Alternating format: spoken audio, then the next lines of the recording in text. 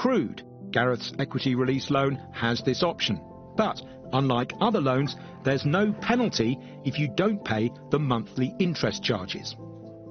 You haven't got to make that payment if you have a hard month, and we all have hard months. The car plays up, his birthdays, his Christmas. So it's very easy to miss payments. The fact that increasing numbers of people are borrowing a lot of money through equity release worries some experts.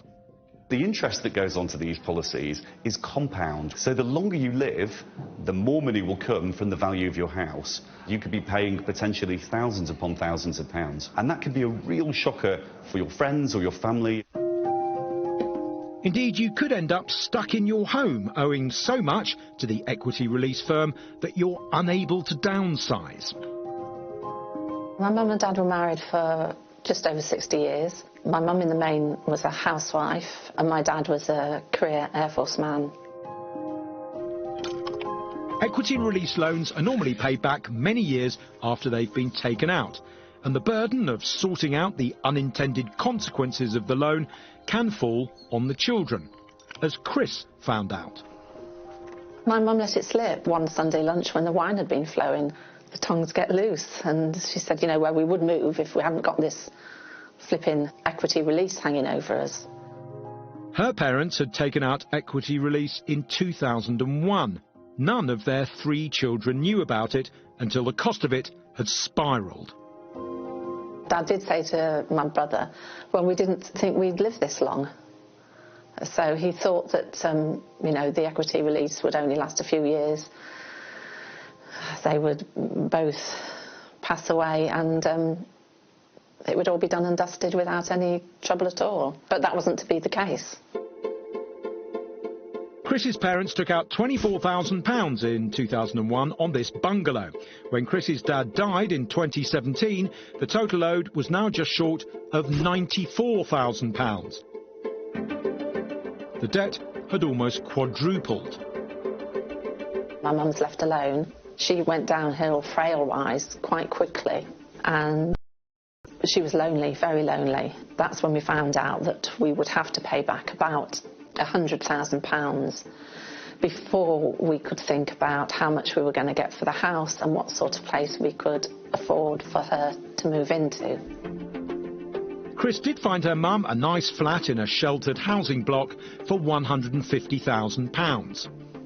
I was up front with the estate agents, so even if they got offers under £250,000, they weren't to accept it. Chris got the asking price and her mum was able to downsize to her sheltered accommodation. The story illustrates just how important interest rates are when it comes to equity release. Chris's parents paid an 8.25% annual interest rate when they took out equity release in 2001. Now, increased competition has brought rates down as low as 3%. But interest rates will depend on a number of factors, including how much cash you want, the value of your home, your age, your health, and your expected lifespan. And watch out for the potential of an expensive exit fee. Dean Bucknell worked for the Bank of England as a mortgage and insurance expert before retiring earlier this year. And in retirement, he conducted a secret shopper exercise looking at the rate differences on equity release products. The average life expectancy in this country at the age of 60 is 22 years. People can live a lot longer than that. So the loan is for that entire period. You do not pay, in most cases, an interest payment. It's all rolled up and it compounds up very, very quickly. So at 5%, the value of the loan could double in 12 to 13 years. Dean decided to check out charity Age UK, which has a commercial arm, AgeCo, which offers a wide range of equity release products from 5 different providers. But it didn't get Dean the best available interest rate on the £320,000 loan he said he wanted to take out.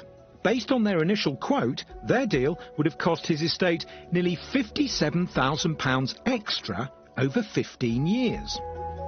So if we popped our clogs in 15 years' time, both me and my wife, that £57,000 would go to the equity release provider and not to our children.